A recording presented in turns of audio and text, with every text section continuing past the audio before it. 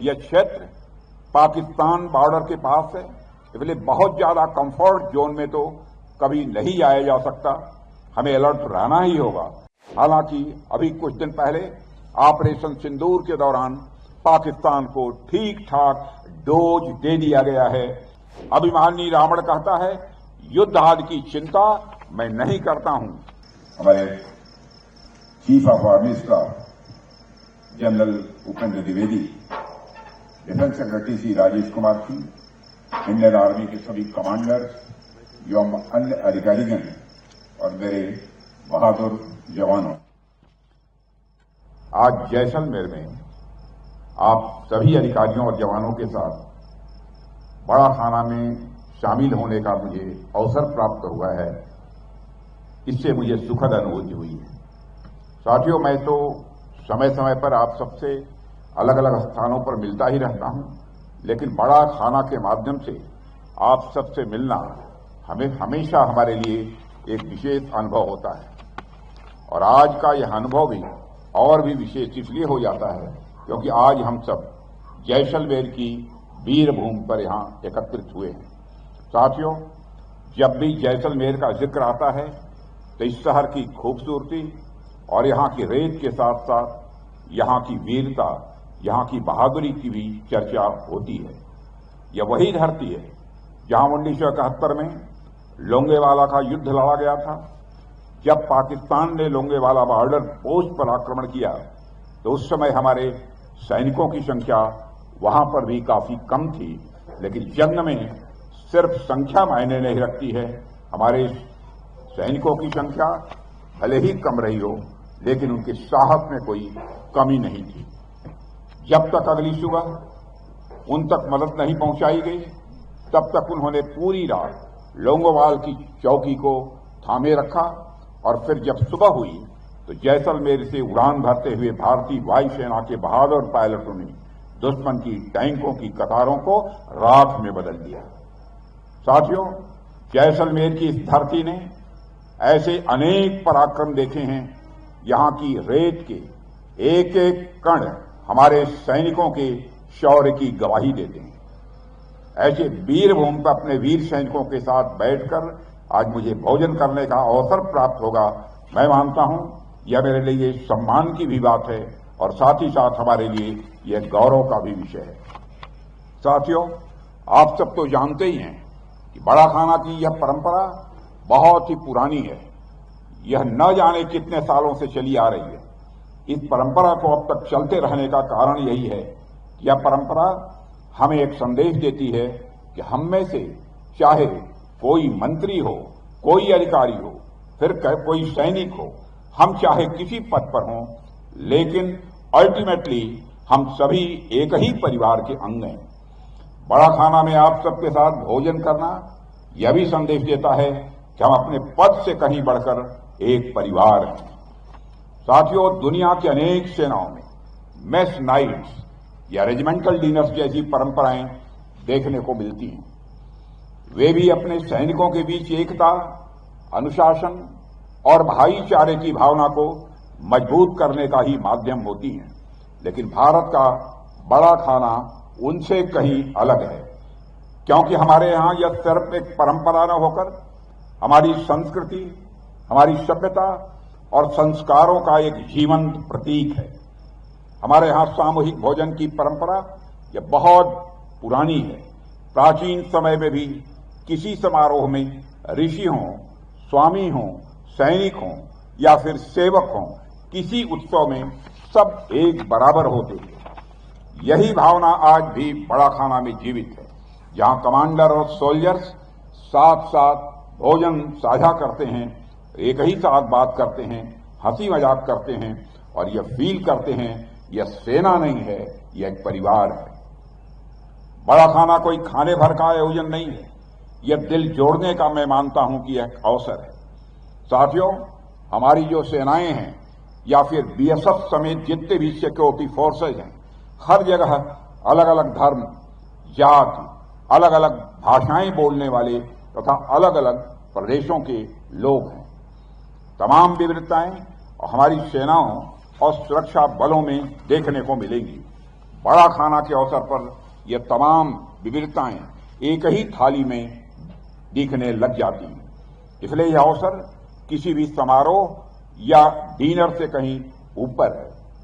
साथियों, आज हम सब जिस स्थान पर यहां एकत्र हुए हैं, यह पूरा क्षेत्र अपने आप में कितना महत्वपूर्ण है कि आप सबको बतलाने की आवश्यकता नहीं है। बॉर्डर एरिया होने के कारण यह रीजन सेंसिटिव भी है। बीते कुछ वर्षों में सरकार ने बहुत ही बड़े स्तर पर बॉर्डर एरिया में डेवलपमेंट एक्टिविटीज को भी प्रारंभ किया है। अब जैसे जैसे इस क्षेत्र में विकास होगा, वैसे वैसे आप सबके लिए चीजें और आसान होती जाएंगी। एक और बात, यह क्षेत्र पाकिस्तान बॉर्डर के पास है, इसलिए बहुत ज्यादा कंफर्ट जोन में तो कभी नहीं आया जा सकता। हमें अलर्ट रहना ही होगा। हालांकि अभी कुछ दिन पहले ऑपरेशन सिंदूर के दौरान पाकिस्तान को ठीक ठाक डोज दे दिया गया है। अब कुछ भी हरकत करने से पहले वह 100 बार सोचेगा, और अगर पाकिस्तान ने दोबारा कोई हरकत किया तो उसका परिणाम क्या होगा, यह पाकिस्तान को भी अच्छी तरह से पता है। क्योंकि ऑपरेशन सिंदूर साथियों अभी खत्म नहीं हुआ है, उसे सिर्फ स्थगित किया गया है। लेकिन फिर भी मैं यह कहूंगा कि हमें हर तरीके से हमेशा अलर्ट रहने की आवश्यकता है। साथियों, ऑपरेशन सिंदूर की जब चर्चा होती है तो मुझे गोस्वामी तुलसीदास जी के रामचरितमानस का एक प्रसंग याद आता है। अंगद रावण के दरबार गए हैं, दोनों के बीच संवाद होता है। अंगद रावण को भावी युद्ध के बारे में आगाह करते हैं, चेताते हैं, वार्निंग देते हैं। अभिमानी रावण कहता है, युद्ध आदि की चिंता मैं नहीं करता हूं। तुम्हारी सेना में सब बानर भालू हैं, लड़ने वाला है कौन? तुम्हारे यहां योद्धा है कौन? हां, यह जरूर है कि है कपि एक महाबलशीला, यानी एक बंदर जरूर है जो बड़ा बलशाली और बड़ा महान है। उसने कुछ दिन पहले लंका जला दी थी। बाकी और कौन है तुम्हारे यहां जो हमें चुनौती दे सके? इस बात पर अंगद को हंसी आ जाती है।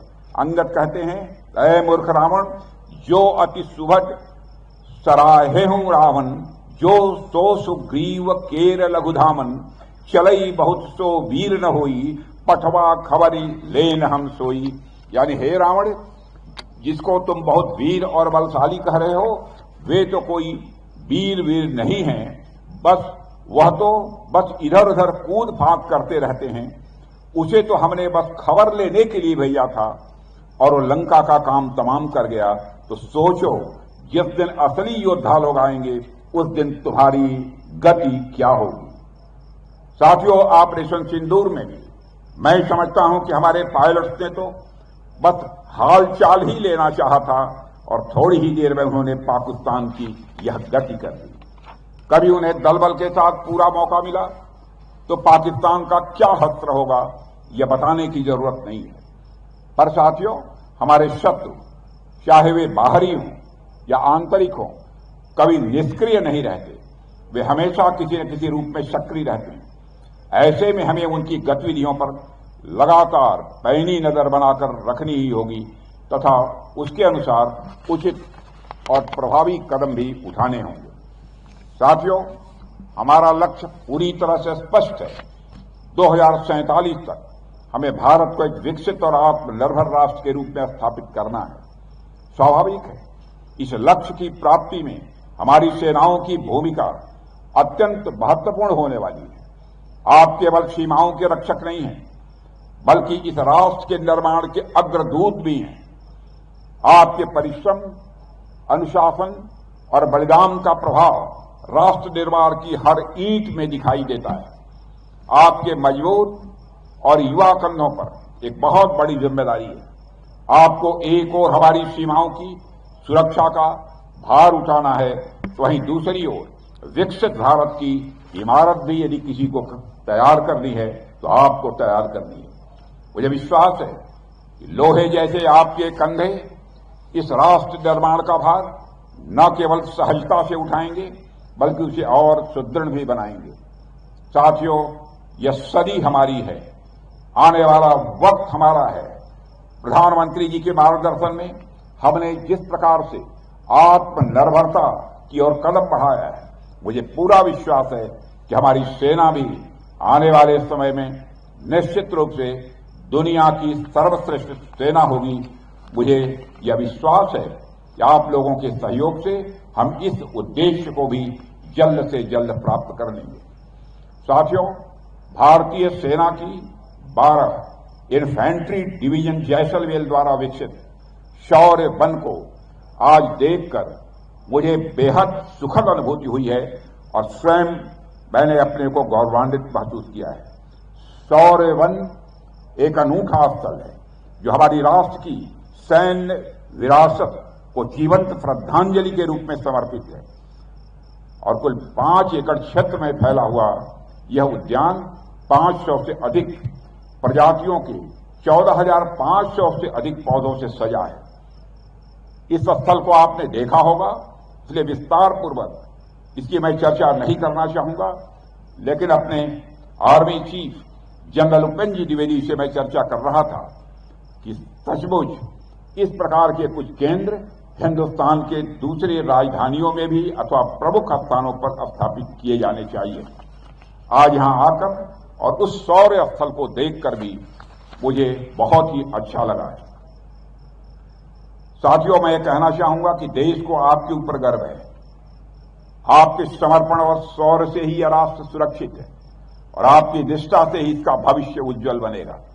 मेरा विश्वास और मेरी शुभकामनाएं सदैव आपके साथ हैं। मैं समझता हूं कि अब भोजन का समय है और मैं आप लोगों को आपके श्रेष्ठ और उत्तम कार्यों के लिए बधाई देते हुए अपनी बात यहीं समाप्त करता हूं। आप सबको बहुत बहुत धन्यवाद। बोलिए भारत माता की, भारत माता की जय।